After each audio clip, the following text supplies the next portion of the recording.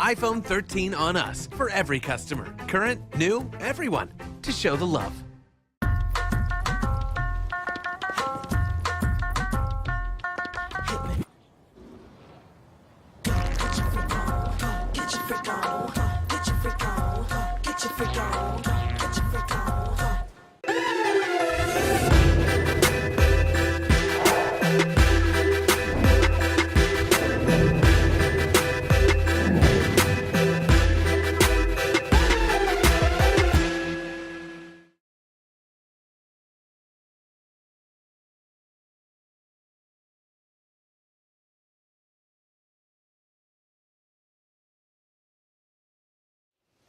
So I sent emails out to folks. They were asking me who you talking to. And I told them who I'm talking to, including Matty Rich. And they were like, what is he doing?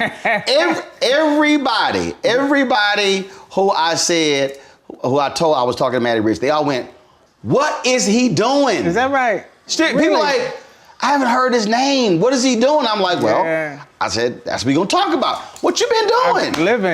Living, brother, living, boy.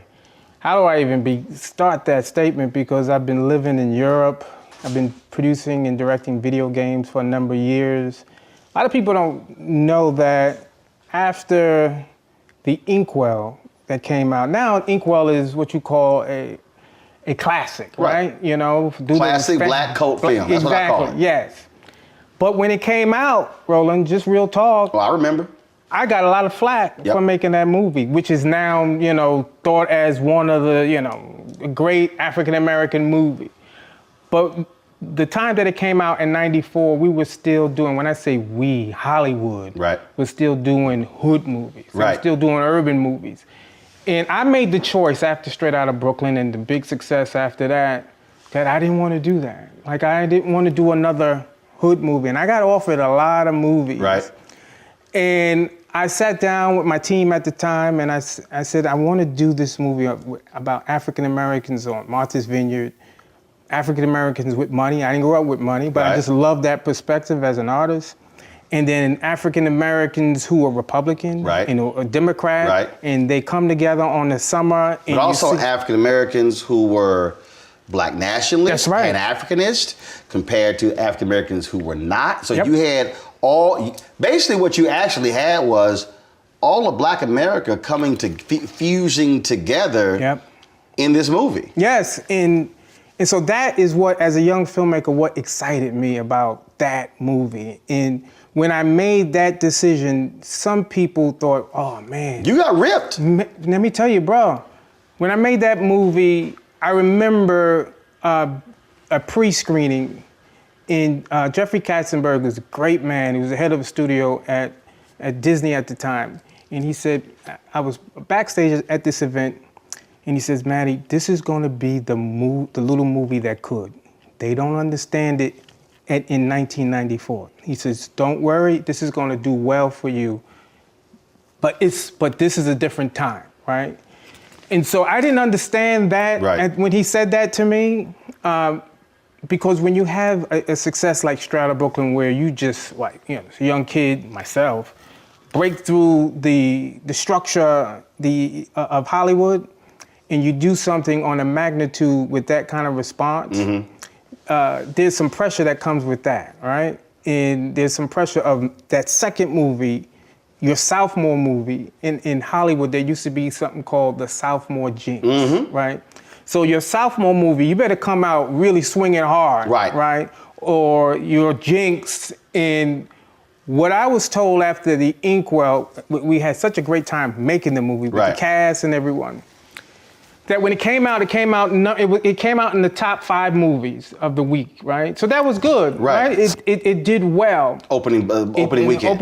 Opening weekend, it was number 4, the opening weekend, 3 or 4, but in the 5, right? It wasn't 5 though.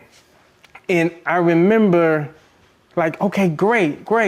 But then the critics that loved the young Matty Rich, who came from Red Hook housing projects and do drama and urban story, gritty. I do that in my sleep, right? But that's not me as a filmmaker. It's how I grew up.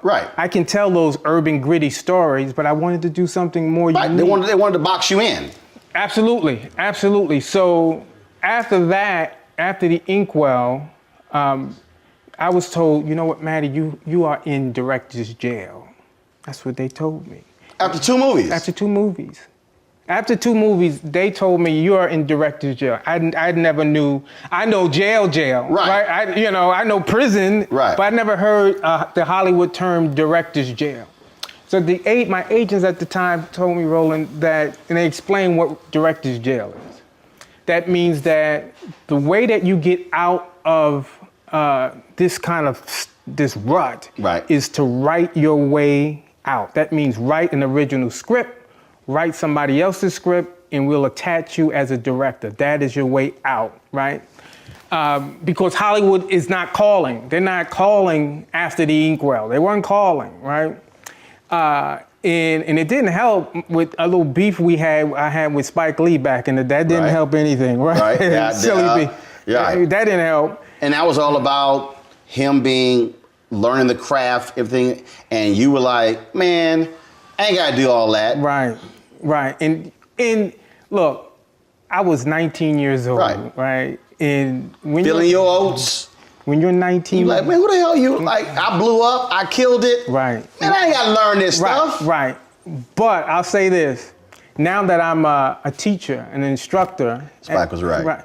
Well, I think that there's some parts of what Spike said was true, but then I also think as an independent filmmaker doing a movie just on guts, doing a movie guerrilla style, right, not having formal training, there's something really unique about that as a filmmaker. Yeah, right? I mean, but Melvin Van Peebles was, in terms of what he did as well. Right. And a lot of people, I mean, it is the, look, I love golf, and there are some guys, their swings are self-taught. They've never had a golf instructor. Right. And they found success because how they played the game is how they learned it. It wasn't through the country club. Right. It wasn't through the golf instructor and you watching the video. No, it was all they worked it out in the dirt. Right.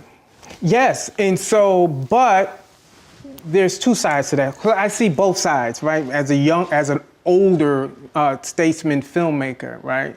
Now that I teach at the American Film Institute and I teach in the master's program, writing and directing and overseeing thesis films, I teach the young filmmakers structure, right? I teach them writing structure. I teach them directing structure, right? And no one taught me that.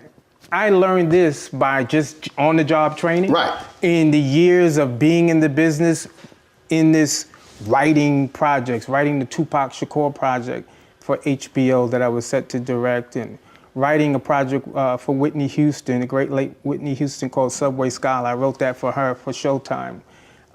Just writing a lot of work that people don't know that I've been writing a long time. Right. I've been selling, I've been writing, but when you're a filmmaker and you're not like making an actual motion picture, people are like, what happened? What? I'm still. Well, it's like I was talking to somebody and I was talking about Bill Duke. And they were like, huh, Bill Duke? They're like, Bill Duke. And Bill has done films, but his start really came in television. Right. And so there are people, and so again, it's sort of like, it used to be, if we didn't know you from the big screen, they didn't care about the small screen. Yep. If you were on the small screen, oh my God. Richard Lawson, I talked about it, he was like, I'm not doing a soap opera. I'm not doing that, but that's still television, and that's still a check, and it's hugely popular. It's sort of the same thing. So people ask you, Matty Rich, like, what happened to Matty Rich? Because you're not seeing you directing. They're not seeing you doing the interviews and the junkets or whatever. Right. But you've been working. I've been working. I've been in the field working. Been laying a lot of pavement on the writing side, and as I mentioned earlier, on the video game side. I caught the curve in the video game world, which folks don't realize. Yeah. Cats making a hell of a lot more money with video games than they are making Hollywood movies. Let me tell you, to be frankly honest, gaming makes more money with film and TV combined. Film and TV combined. Boom. A lot of money. And those games require directing. They require writing and directing, and that's what I've been doing. I know. And I had an opportunity to meet the owner of Ubisoft, a video game company based in Paris, France.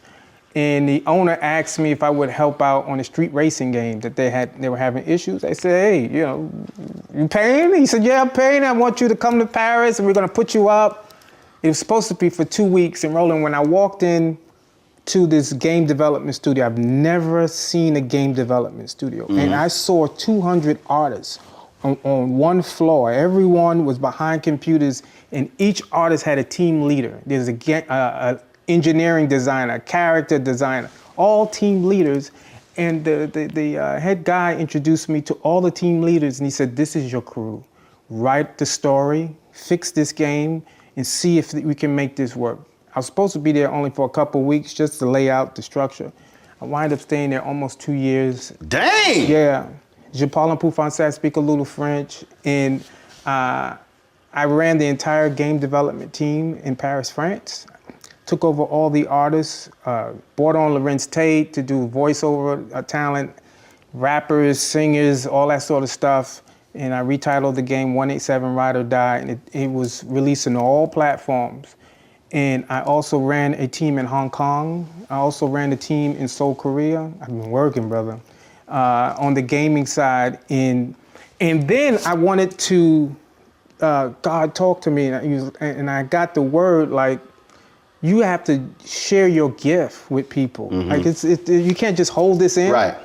And so I started teaching young adults with autism how to make video games, and then also how to do animation short films. And then, as I mentioned, on writing and directing courses for Sundance and the American Film Institute and the Woodstock Film Festival. I just started pouring into other artists to make sure that, yeah, I've done 2 movies thus far, there's more to do, but I wanted to pour into people and give them what God gave me of not just being a film writer or director, but on the gaming side.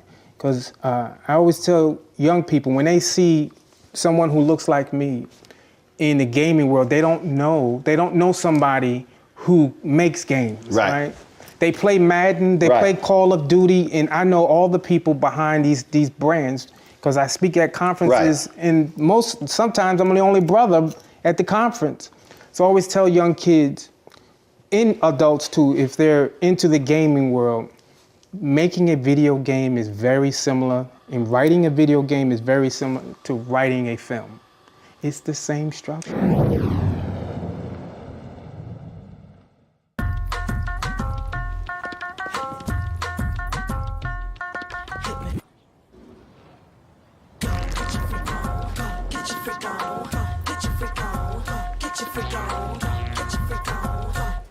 Verizon just gave us all a brand new iPhone 13. We've been customers for years. We got iPhone 13s too. Switched 2 minutes ago, literally right before this. iPhone 13 on us on any unlimited plan for every customer, with plans starting at just $35. All on the network more people rely on. Love our new Alexa. It's a Buick. Yeah, Alexa. Buick. Alexa. It's a Buick. It's an Alexa. It's a Buick. It's an Alexa. Coach, that's a Buick. That's an Alexa. The Buick Enclave with available Alexa built-in. Pull up a chair, take your seat. The Black Tape with me, Dr. Greg Carr, here on the Black Star Network. Every week, we'll take a deeper dive into the world we're living in. Join the conversation only on the Black Star Network.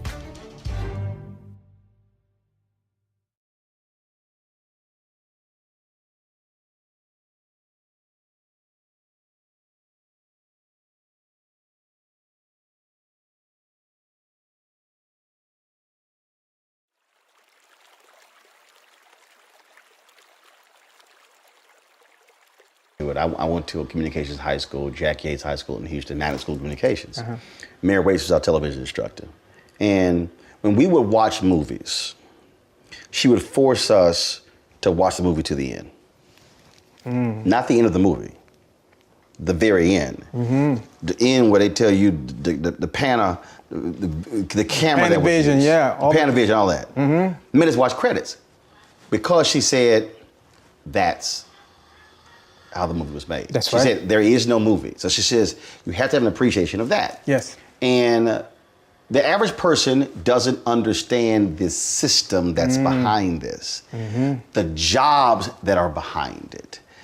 Not just who the director is or who the actor is, but that cinematographer and that grip and That's right. I mean, all of those jobs and the stuntmen and the coordinators and all those different things. And now when you talk about when you go outside, when you say, sure, here's Hollywood, big movies, but then television, now streaming services, and now you're talking about videos, commercials. This is the business of the business. That's right. And I think that's something that people get. Look, I get it. Folks like, oh man, but we see MSNBC, and I'm like, that's great. I said, but I own this, I control this. That's right. I'm creating, I'm building libraries. I said, no. That's what I'm doing, because all they see is, yeah, but that's the big networks and that's the big piece. I'm like, yeah, but that's still operating in somebody else's system. There you go. And I don't have the flexibility, the freedom to do what I want. And also, what you're doing is you're leaving a legacy behind, Roland. And you've done that already with, I've watched your career, for a long time, and we've chatted here and there. But you've left a legacy, but you're building upon that legacy. And people, just like how they look at me and they study, how did this kid do this movie?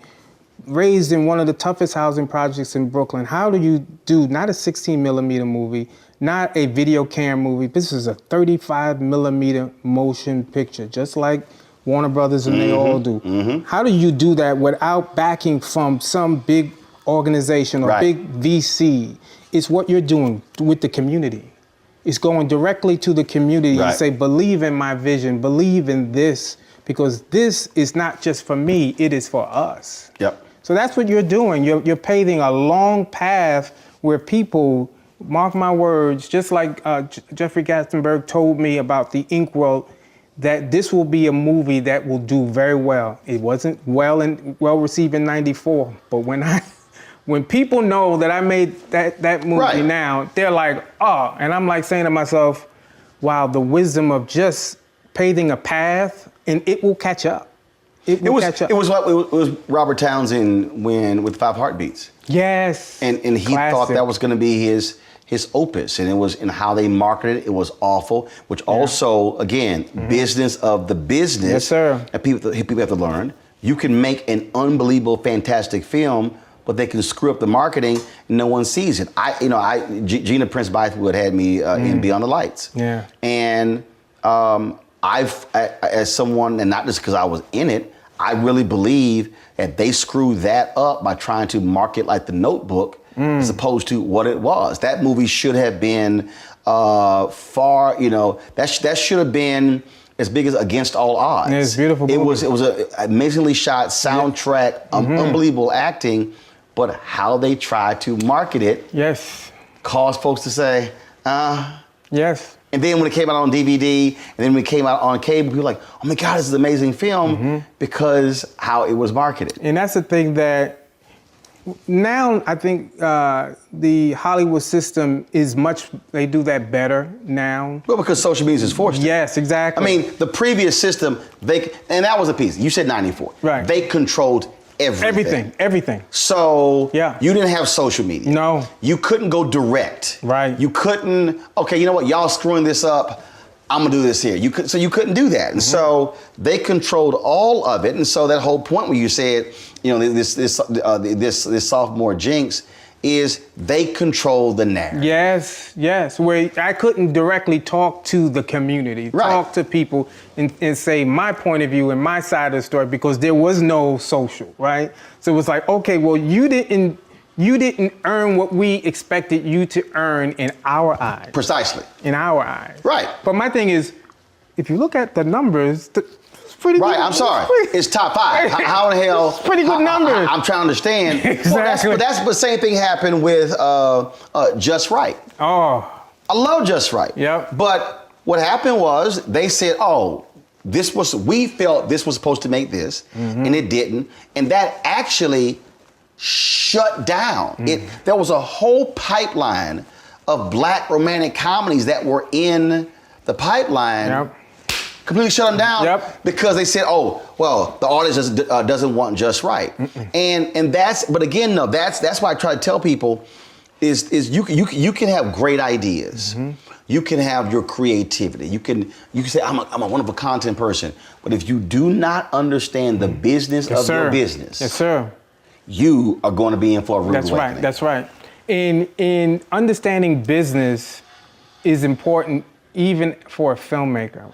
For whatever you want to do, you should understand whatever you want to do to learn about that occupation. Learn about not just how to write or direct, but learn about the economics of it. Like if somebody gives you $1, or if they're an investor, they want a return on that money. Right. And at a certain point, you have to return that money. You should want to return that money. You have to work towards that.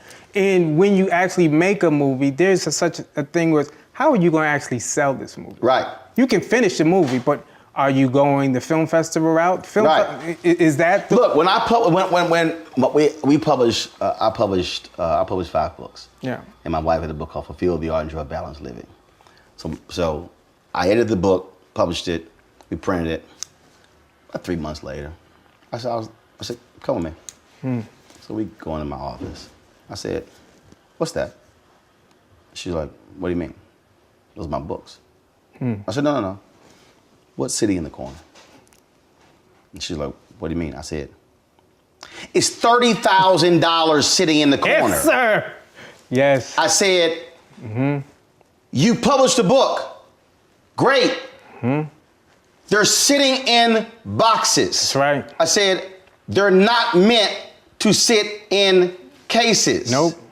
"What are you doing to sell those books?" "Oh, I called this pastor, that pastor, they didn't hit me back." "Call them back." That's right. That's right. I was like, yo, and I said, that is the easiest thing to actually do in this process. I said, writing a book, editing a book, and printing a book is the easiest things. Selling it. The hard part is selling it. Yes, sir. Man, that is, in that, you just said it, is making something, creating something. Yes, you have to put that together. But then once you have a finished product, what are you going to do? And then, if this is a film, you're going to enter a film festival, right? Maybe. Or maybe you get some sort of representation, a sales agent. Or maybe you want to do foreign sales if you have stars attached and start, selling off rights to different territories internationally and things of that sort. But you have to understand the business. You have to understand and I've learned in working in the video game world of how big video game companies work. And this is, I'm gonna tell everybody, the structure of a video game company is they want to create a big IP, a big property, a gaming property, that they continue to make games every year or every 2 years, big games. But the key, though, is to take those games and do ancillary opportunities for them, is to make films, make TV shows, make comic books, make 360 degrees. 360. That's why if people who are watching, when you hear the term a 360-degree deal, that's the whole piece. Yes. What are all the spin-offs out of this one project? Yes, sir. In the cable, it's called Tentpole. It's called Tentpole. That is, cable channels don't do like broadcasts. They might launch 15 new shows. No, they launch 3 or 4 or 5. But they got a tentpole. So you take the, like, I hate reality shows, but take the Real Housewives, okay? It's about 10 or 12 of them. That's the tentpole. That thing has created a whole, okay, you know what? We finished that one. That one's gone away. No, we got this one in this city, in this city, in this city, added this city. It's a tentpole. Yes. And people, and so, right, you just can't come with an idea. They're sitting there going, where's the merchandise? Well, where's the toys? Where's this? And you're like, no, but it's just it. No. But then a lot of filmmakers, you're absolutely right, Roland, and a lot of filmmakers, they don't understand this. They'll make a film, and the first thing is, I just wanted to be on a streaming site, just sell it. No, don't sell it. Don't just sell it. You can sell it for a period of time. Right. licensing. Yes. You know. Licensing and selling are two different things. I own Straight Outta Brooklyn. That's my property, 100% of that, right? And so, yeah, when I sold it in the beginning or licensed it, it's for a period of time. Right. But then it has to come back to me unless you pay me a lot of money to get rid of it, right? And so this is another thing for filmmakers to understand the business side of it. Yeah, you may not see me, but I'm okay. Right. I'm okay. Love our new Alexa. It's a Buick. Yeah, Alexa. Buick. Alexa. It's a Buick. It's an Alexa. It's a Buick. It's an Alexa. Coach, that's a Buick. That's an Alexa. The Buick Enclave with available Alexa built-in. Verizon just gave us all a brand new iPhone 13. We've been customers for years. I thought new phones were for new customers. We got iPhone 13s too, switched to Verizon 2 minutes ago. Ours were busted, and we still got a shiny new one. Check it out. So wait, everybody gets the same great deal. I think that's the point. iPhone 13 on us for every customer. Current, new, everyone. On any unlimited plan, starting at just $35. All on the network more people rely on. Don't you think it's time to get wealthy? I'm Deborah Owens, America's Wealth Coach, and my new show on the Black Star Network focuses on the things your financial advisor or bank isn't telling you. So watch Get Wealthy on the Black Star Network.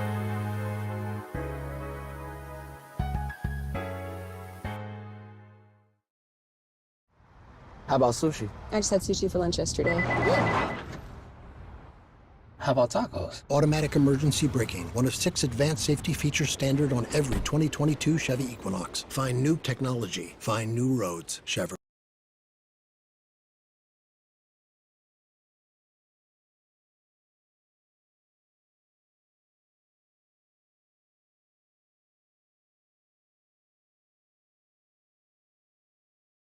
I can't tell you how many people have talked to friends of mine, and they've told me, what are you doing? Mm-hmm. No, CNN ended, I was there 6 years, it ended in 2013. Mm-hmm. Cat's like, yeah, but I don't see him on, I was on ABC this week, but the last one was on was 20 months earlier. Wow. MSNBC every now and then. Fox News, they scared to call. I wonder why. They scared to call. They're like, and they should be. No, they don't. They're like, no. They're like, him different. Yeah, exactly. They're like, him different. But all these people like, I'll bump into them in the airport. Man, what you doing? I was like, what are you talking about? I said, I've been my digital show for the last 3 years. That's right.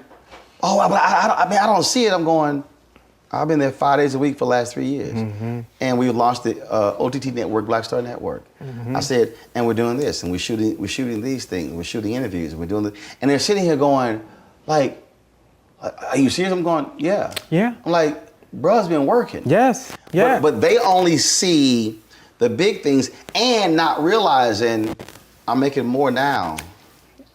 In your than own, I did then. That's right. And the thing is about content ownership, content creation, right? Content ownership, content creation.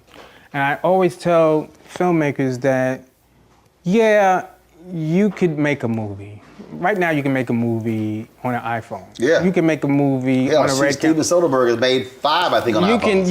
You can make a movie. You can have some notable names, actors, actresses in your project. Yeah, you can do that. If that's your goal, is just to make a film, you can do that. The technology exists for you to do that. But do you own it? But do you want to own it? Do you want to create an entity, like a foundation? And before you think about giving it to a streamer or a studio, why don't you carve a little piece of that out and sell a piece of that ancillary? Maybe sell a piece of that to a graphic novel or comic book or a video game before you give it to the studio, because you know what the studio's gonna do? Oh, they gonna pimp the hell out. They want it all. They gonna pimp the hell out. And trust me, you think it's just movie, they sitting here going, we can sit here, we can do this, we can do this, we can do this. It's interesting, I was in Beyond the Lights, I did The Quad, I did Downsizing, and So I get residuals. And it's and again, understanding the business. So when these residual checks come in, I'm looking at all the places where it's playing. They've sold it. Yeah. And it's true. It comes in. I'm like, that's interesting. And it's like, it's not just, it was that TV show. No, it's. I mean, every time I purposely, I just don't look at. It's a small check, but I'm looking at. I'm like, that's interesting. It sold it here. Yeah. And it aired here. Yeah. Oh, and here. It's crazy. Roland, let me tell you, when I see Straight Outta Brooklyn this year, Russia, China, parts of Africa, the U.S., it plays all over the world. You know, Straight Outta Brooklyn does really well in all places that you would never think of, but in like Latin America does extremely well in Latin America. You know, places where people are dealing with struggle and they want like hope from their struggle. And so it plays on television all over. So. And the reason I see it. It comes to your mailbox. I see it. Yeah. And you're not getting letters saying, "Hey, we're showing it." No. There's a decimal point in between. Sir. Every year you get a residual statement from MGM. MGM is my partner on that project. Residual statement. I look at the residual statement, and anything I want to ask about, hey, what about that territory or that license? It's because it's mine. Right. I'm letting you do this. I'm glad that you're doing it. Right. But it's my property. Right. You are my partner. Yes, we're partners. And that's the thing. I've said for a long time that we need a massive reprogramming of Black America. Wow. In that we have been so conditioned to believe that what is ours is second class. That if it's Black, it's not good enough. I tell people, so we're sitting here, and if they're looking at the interview, and they're looking at the quality, and I'm sitting there saying, our quality is no different than you see on ABC, NBC, CBS. The light panels we use. Cameras, same thing. You got a nice setup. C300s, sliders, and all. I'm like, y'all, it's okay. Lights on the back, candles sitting here, how we dressed everything up, same thing. But the difference is, we can do the exact same thing. But it's getting people to understand what ownership means, what control means, and now what you're able to do with the proceeds of owning and how you're able to do things in the community. And then it's continuous. And then none of us wants to think about this when we become from where we are to ancestors, then our estate. There you go. And that's the thing, man. I tell folks, you can't just dismiss and go, yeah, but that's just so small. I'm like, trust me. Just because it's big over there. When Prince did Emancipation, did an interview, and he said, he told the reporters, I made more off of Emancipation than I made off Purple Rain. Wow. And they went, what? And he's like, yeah, because I understood the business behind it. Yes, sir. And you're right about having those classes of the business structure, especially as an artist, understanding that you are the business. Oh, yes. You are the business. Or you are the mark. Oh, that part too. See? Yes. And they love the cats. Let me tell you. Who, I don't want nothing about that. I just want to act. I just want to sing. I just want to chat. They love you. Yeah. They sitting here saying, oh, I'm about to get paid. Oh, yeah, exactly. I'm going to milk that, and then I'm going to send him on his way. And then I'm going to send my kids to college on his ass. There you go. I'm going to pay for the down payment on my son's house off his ass. That's real talk. And cats are not understanding that. They're not sitting here going, and that person, not acting, not directing, not singing, doing nothing. They sitting in the office and they like, Go ahead. Go ahead. You making me a millionaire. There you go. And you gonna end up broke. Because we are interested in the 15 minutes of fame, the fame factor. That I want to see my face here on this channel or on this magazine. Or I want my folks to see it. Yes. I want Yes. Y'all didn't see me. Y'all didn't see me on stage, and they're feeding off of that. Well, that person over there is banking. Right. So you need that validation. They need that validation. See, that's it. That validation they need. But if you sit back and think, you know what? Look at your career as artists, and sometimes artists have a manager that could be 10, 15%. You can have an attorney that could be 5%. Then you got Uncle Sam down your throat, right?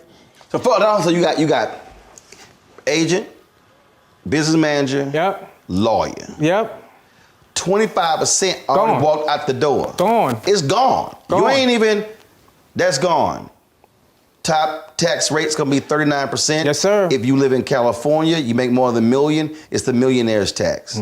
So you go 39, 25, 64 gone. Gone. And then artists don't realize we ain't even mention publicists.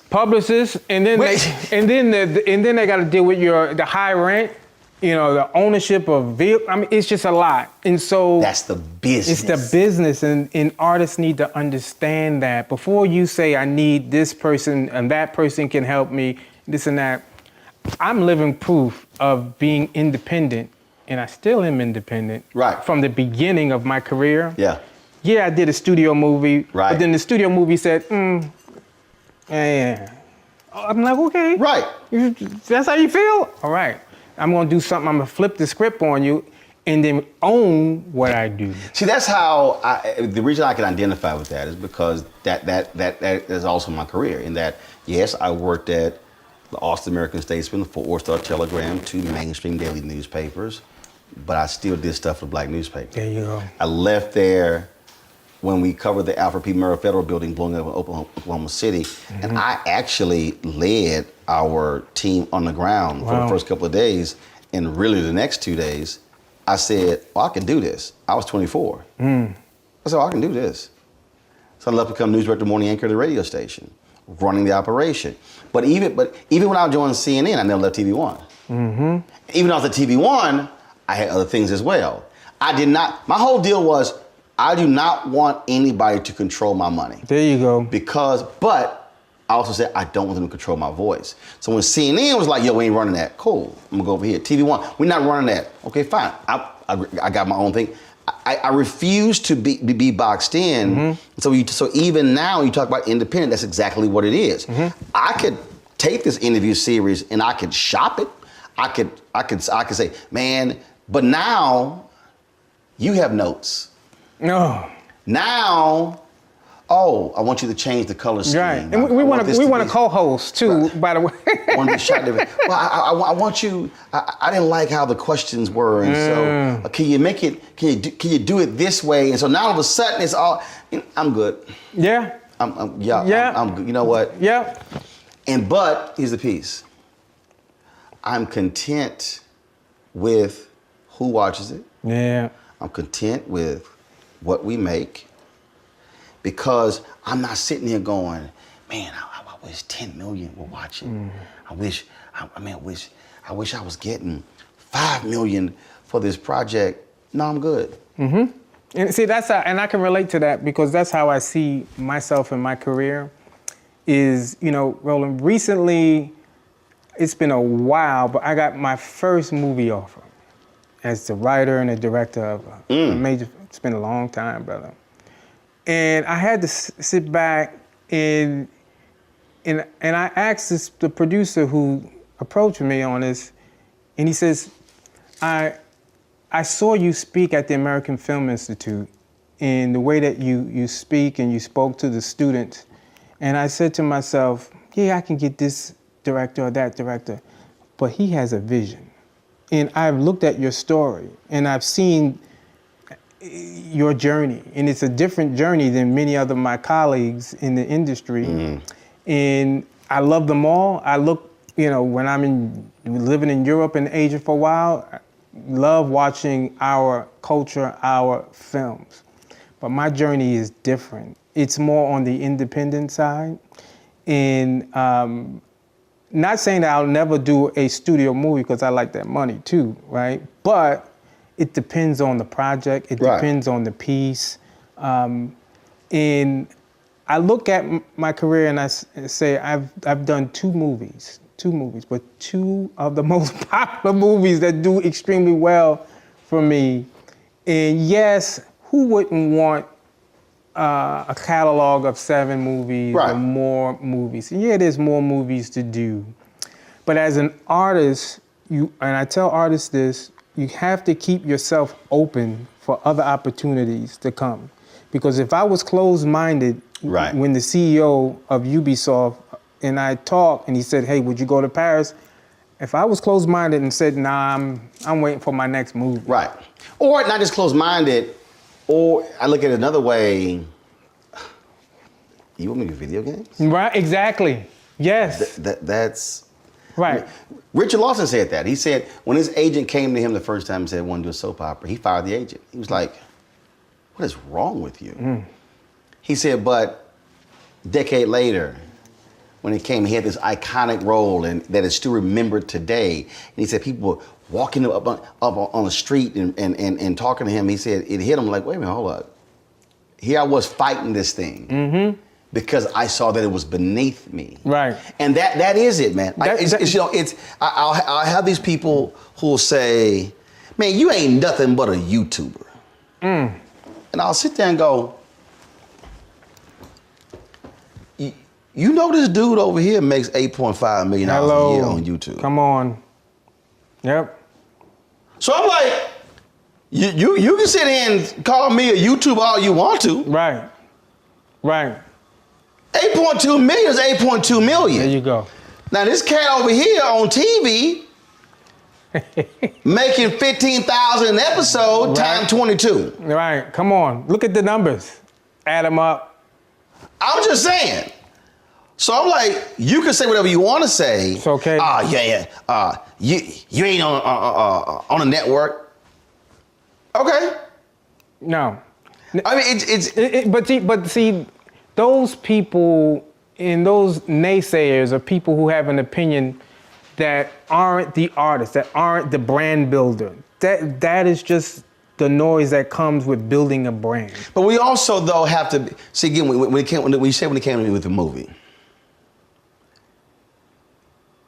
Well, two things happened. You basically said, do I want this or do I need this? Right. Do I need this for the money? Right. Do I need this for the validation? Versus, do I want this because of what it is? That's right. And I think that's also the difference. It's the validation part, the validation piece is so crucial because I tell people all the time, before you say yes to anything, you have to say, what is driving me to say yes? Right. Money is the last thing. Yeah, that should never be the first. Everything we do, everything I do, I said, no, I need to know what I'm doing.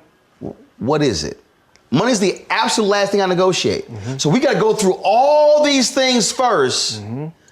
Then we get to the money. Because see, what they're used to, yeah, here's a check. Putting the money, That's you're right. like, okay, right, that much? Okay, yeah, I'm fine.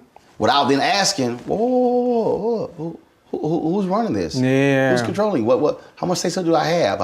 And that's the thing, man, that I think we got to get people to. Whether we're talking in my business, your business, but this same thing applies to engineering, architecture, applies to no matter what job. And look, and we all, as you said, we all want to be paid well. We all want to do well. But when that is the driving force, what happens then when you get it and now you're like, I'm miserable as hell? There's a price that comes, exactly. There's a price that comes with taking that check without looking at the other things that mean something to you. Number one, I always say to myself, why do you want to do this? Why? what's the purpose and the meaning behind this story, right? Why do you want to tie your artistic, vision to something like this? Next thing I want to know is, how much control do I have? That's right.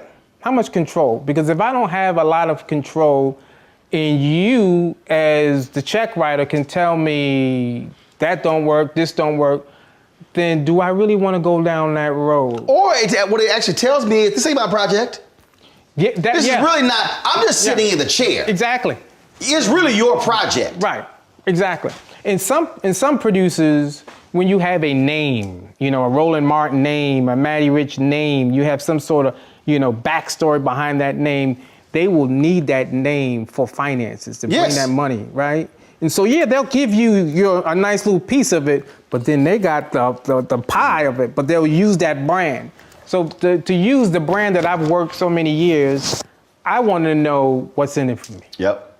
Number one, do I want to tie my creativity to it? What kind of power do I have to being attached to this? Right. And then lastly is, how much is the deal, right? Yeah. And as artists, we need to learn more about the business side, yeah.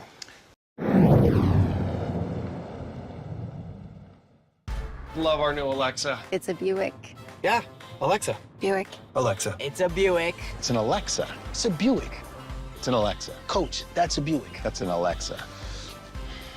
The Buick Enclave with available Alexa built-in. Verizon just gave us all a brand new iPhone 13. We've been customers for years. We got iPhone 13s too. Switched 2 minutes ago, literally right before this. iPhone 13 on us on any unlimited plan for every customer, with plans starting at just $35. All on the network more people rely on. Hi, I'm Dr. Jackie Hood Martin, and I have a question for you. Ever feel as if your life is teetering and the weight and pressure of the world is consistently on your shoulders? Well, let me tell you, living a balanced life isn't easy. Join me each Tuesday on Black Star Network for A Balanced Life with Dr. Jackie. We'll laugh together, cry together, pull ourselves together, and cheer each other on. So join me for new shows each Tuesday on Black Star Network, A Balanced Life with Dr. Jackie.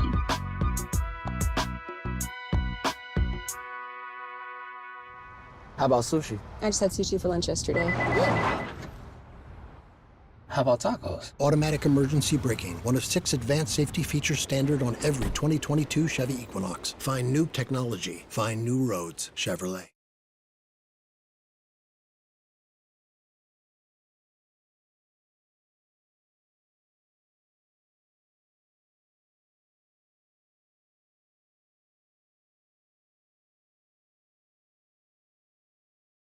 When you think back, we mentioned it earlier when you talked about when you and Spike had the beef. Yeah. Do you think back and say, you know what, I or we should have taken that and said, let's do it one-on-one, as opposed to allowing it to play out in the future? When I interviewed Spike, he had a very public spat with Tyler Perry. And then Tyler said they later, Spike flew to Atlanta, they sat down and met. And so when Tyler dedicated the studio, one of the sounds they did is named after Spike Lee. Nice.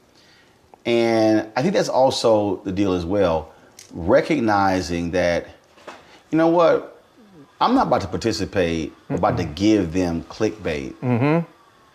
And where they're feasting off of us sitting here battling. That's right. As opposed to us actually talking and sharing these ideas and issues. When you think about that, are there moments where you say, I was 19 and this is where I should have listened more or sought out someone at that level and said, talk to me about what the issue that you have? I think that, number one, Spike Lee is an icon. You know, let me make this very clear. You know, if people ever track what I've said about Spike, probably not much, right?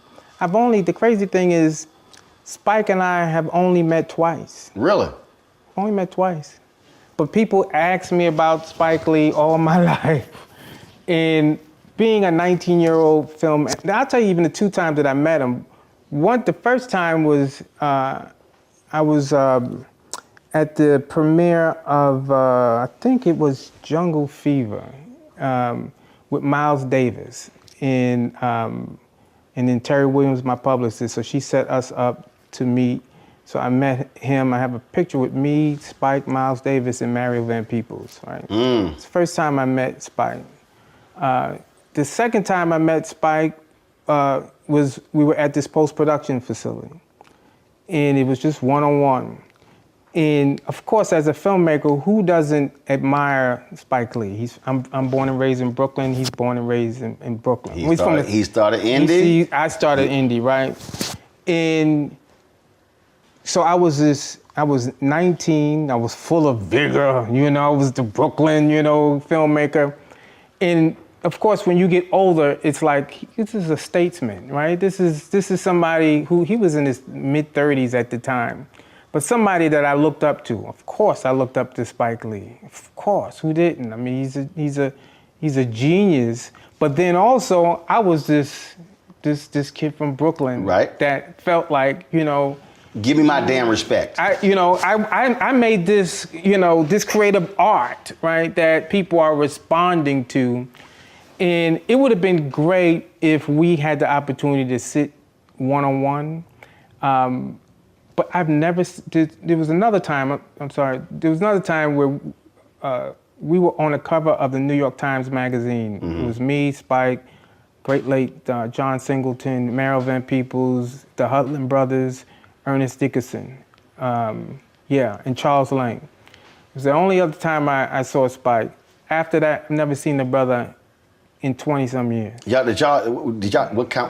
Was that a conversation? Did y'all, when y'all, it was one-on-one, did y'all actually talk? No, I can't even recall, I can't even recall that. I think a lot of it back in the day was like this media thing, because he was hot, I was hot. It turned into something, and I can't even remember the whole, what it was about. But I've never had an opportunity one-on-one like you and I are sitting together, even to have a conversation with Wow. People don't realize that I probably have met Spike, like I just mentioned, probably 3 times in my life, and we've never talked. But he has gone on to say things about me and on TV shows and articles and things like that. And especially for 2 guys being from Brooklyn, same spot, same thing. Anthony, bring my phone. So I mean, that's crazy. Yeah, people don't realize that probably seen Spike Lee 3 times in my entire life. See, it's like me. Look, I'm from Houston. Yeah. And if there's somebody if there's someone who's in my space who's from H-Town, I'm a track them down. Right. Because that's just, you have a natural connection. You have a natural thing. Right. And then especially if that was this sort of this big hoo-ha, back and forth. And it would be very interesting to hear, because with him teaching, right, and now you teaching, I mean, it'd be very interesting. That'd be very interesting to me. What he would, first of all, what the 2 of you would have to say, now that you're sort of operating in the same space. Yeah, I mean, that would be very interesting to me, because like I say, what you're doing right now, that would be a trip. Yeah, I mean, look. Hold on 1 second. Okay. Spike. What's up, babe? So I'm in LA right now. I got a one-on-one series for my network, Black Star Network. And I'm interviewing Matty Rich.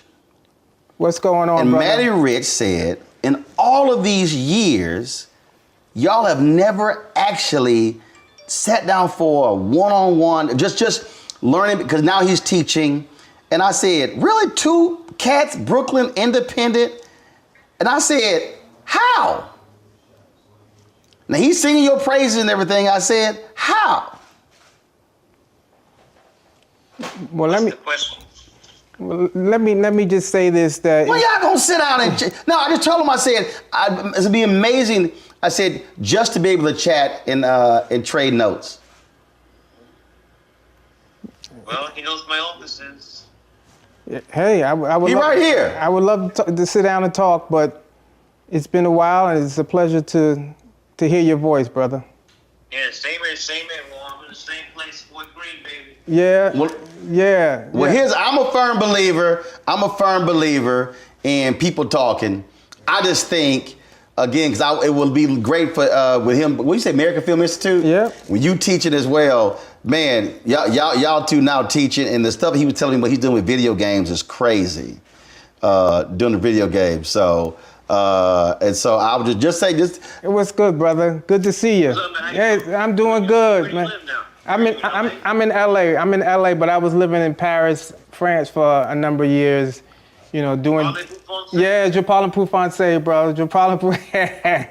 But you look good, brother. Just wanted to. I'm so happy you did this. Like I was telling Roland that I haven't seen you. I think I may have met you maybe 3 times in my life.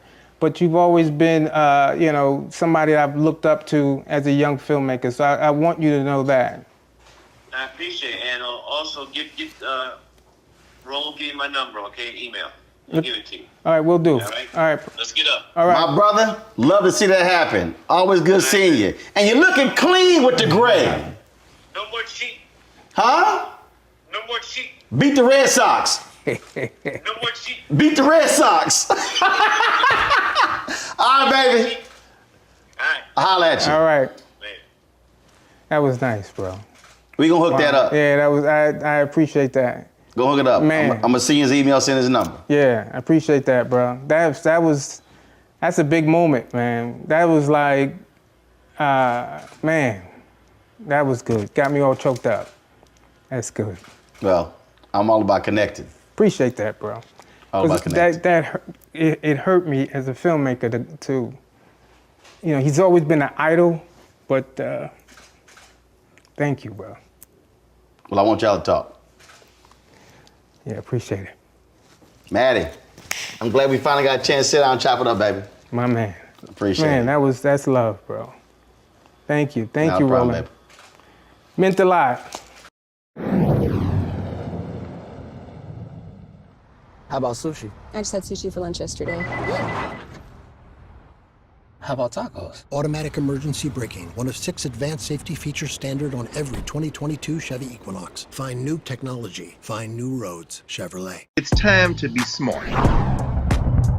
Roland Martin's doing this every day. Oh, no punches! Thank you, Roland Martin, for always giving voice to the issues. Look for Roland Martin in the whirlwind, to quote Marcus Garvey again. The video looks phenomenal, so I'm really excited to see it on my big screen. Support this man, Black Media. He makes sure that our stories are told. See, there's a difference between Black Star Network and Black-owned media and something like CNN. I got to defer to the brilliance of Dr. Carr and to the brilliance of the Black Star Network. I am rolling with Roland all the way. Honored to be on a show that you own. A black man owns the show. Folks, Black Star Network is here. I'm real revolutionary right now.